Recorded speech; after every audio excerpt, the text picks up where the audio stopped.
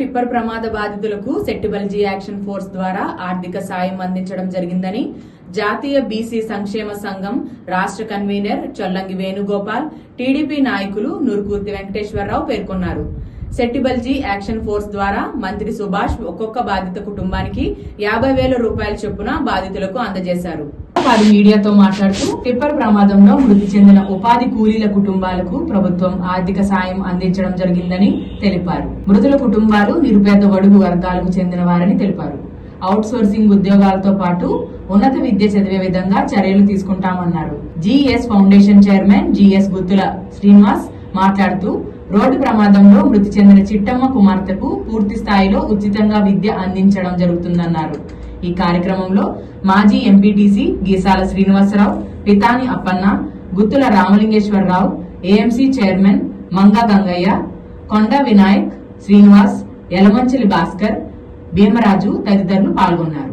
ఊరు బ్రిడ్జి దగ్గర జరిగిన లారీ ప్రమాదంలో చనిపోయిన సత్కార్తల్లో ఒకరైన కాదా చిట్టమ్మ గారు. కాదా చిట్టమ్మ గారికి భర్త లేరు. ఇప్పుడు ఆవిడ కూడా కాలం చేయడం జరిగింది ఆ ప్రమాదంలో. ఈవిడికి కనీసం ఇల్లు కూడా లేదు. ఈవిడికి 2 కూతుర్లు ఉన్నారు. ఒక కూతురు కూడా వ్యవసాయ కూలికి పనులు చేసుకుని జీవిస్తూ ఉంటారు. ఇంక రెండో అమ్మాయి డిగ్రీ సెకండ్ ఇయర్ చదువుతుంది. ఈ అమ్మాయికి గత ఎప్పుడు తండ్రి లేడు. ఈ ప్రమాదంలో తల్లి కూడా కోల్పోయింది. కనీసం ఉండడానికి నివాసం కూడా లేదు. చదువు కూడా మధ్యలో ఆగిపోయే పరిస్థితులు కనపడుతున్నాయి. అంచేత ఇప్పుడు ప్రస్తుతానికైతే మన కార్మిక శాఖ మంత్రి వర్యులు ఒక్కొక్క కుటుంబానికి 50,000 రూపాయల చొప్పున SAF ద్వారా, సత్యం ఫౌండేషన్ ద్వారా ఆర్థిక సహాయం అందించడం జరిగింది. అందులో భాగంగా ఈ కాదా చిట్టమ్మ గారి కూతురులైనటువంటి 2 కూతుర్లకి 50,000 రూపాయలు ఈ రోజున పెద్దల సమక్షంలో మన నురుకూర్తి వెంకటేశ్వరరావు, చొల్లంగి వేణుగోపాల్ గారు, పితాని అప్పన్న గారు, గీసా శ్రీనివాస్ గారు, వాసంశెట్టి అంజబాబు గారు తదితర పెద్దలందరి సమక్షంలో, భీమరాజు గారు అందరి సమక్షంలో 50,000 రూపాయలు అందజేయడం జరిగింది. ఇక్కడ ముఖ్యమైన విషయం ఏంటంటే వీళ్ళకి ఉండటానికి ఇల్లు లేదు.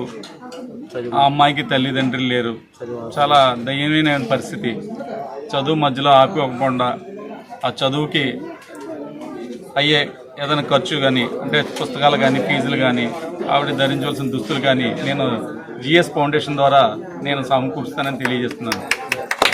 అది కాకుండా ప్రభుత్వం వారు దయదలిచి పెద్దలందరూ సహకారంతో ఈ అమ్మాయికి ఏదైనా అవుట్ సోర్సింగ్ జాబ్, అంటే చదువు గడ్డు లేకుండా, అమ్మ ఏ టైం అమ్మ కాలేజ్ ఒక హాఫ్ డే చదువుకునేలాగా ఒక హాఫ్ డే ఏదైనా అవుట్ సోర్సింగ్ జాబ్ ఏదైనా ఇస్తున్నట్లయితే ఆ అమ్మాయి కొంచెం ఆసరాగా కలిగించిన వాళ్ళు అవుతారు.